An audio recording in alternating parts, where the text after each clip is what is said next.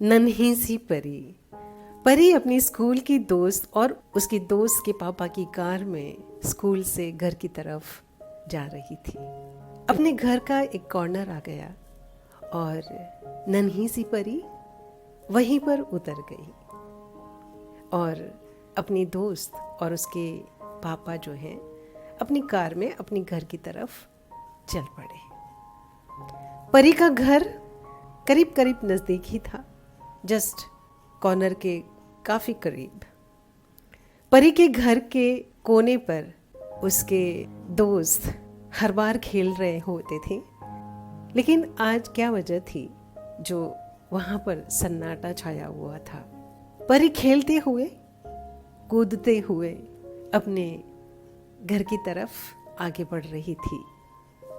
न जाने उसे कोई आहट हो गई और रुकी और सोचते हुए पीछे मुड़कर उसने देखा कि ये आहट क्या थी। पीछे मुड़कर परी ने देखा लेकिन उसे कोई नजर नहीं आया। वापस नन्ही सी परी खेलते कूदते अपने घर की तरफ आगे बढ़ना शुरू करती है और ज़्यादा जोरों से आवाज आ रही है। नन्ही सी परी वापस रुक गई।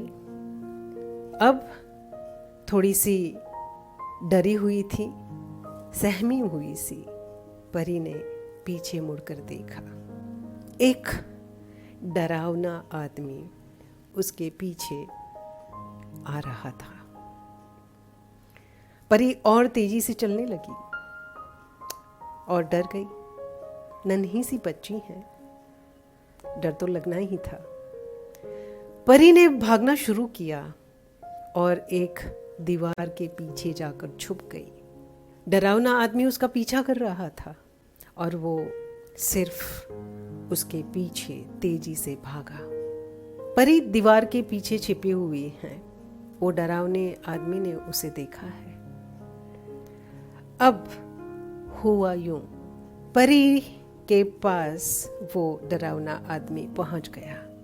परी रो रही थी, उसके गले से आवाज नहीं निकल रही थी, लेकिन उसको देखकर अंदाजा लगाया जा सकता था कि वो हाथ जोड़कर विनती कर रही है कि उसे कुछ किया न जाए। डरावना आदमी अपने होश में नहीं होगा शायद। बड़े बेरहमी से उसने उस नन्ही परी का हाथ पकड़कर उसे उठाया और दूसरे हाथ से परी का मुंह उसने बंद कर दिया। उसके बाद परी को पता नहीं था कि उसके साथ क्या हुआ। एक चीख सुनाई दी, पापा, और सन्नाटा। परी की जान जा चुकी थी।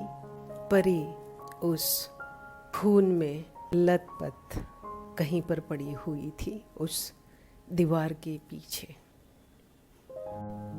आप समझ सकते हैं एक डरावने आदमी की मानसिकता और ऐसी हजारों लाखों करोड़ों नन्ही सी परियां जो दिन में कई बार लोगों का इस तरह शिकार बनती है।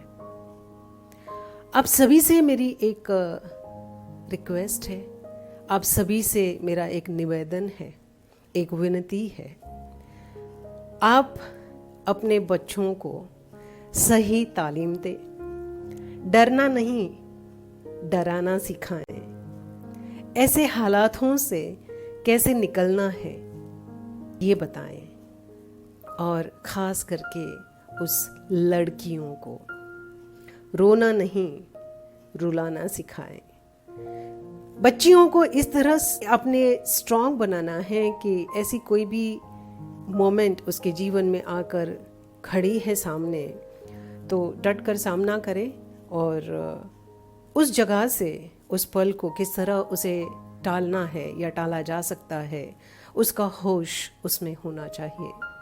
आप सभी लोगों से मेरी एक रिक्वेस्ट है कि प्लीज़ आप थोड़ी सी मदद कर सकते हैं।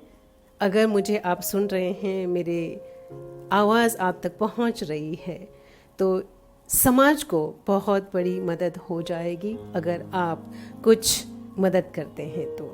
Thank you very much and take care of yourself.